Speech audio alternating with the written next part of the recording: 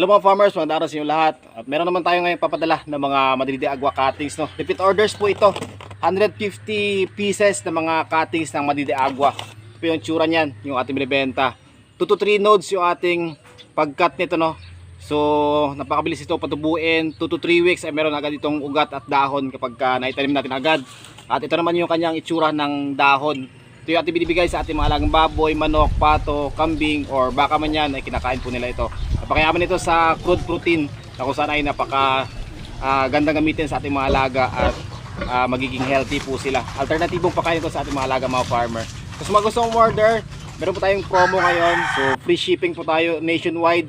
Sa mga gustong order, mag-comment lang kayo sa ating comment section or pwede nyo i-PM yung ating Facebook page. At kapag follower ko po kayo, meron pa kayong discount at maraming freebies na bibigay ko sa inyo ng mga cuttings nito. So yun lang mga farmer, happy farming and follow for more.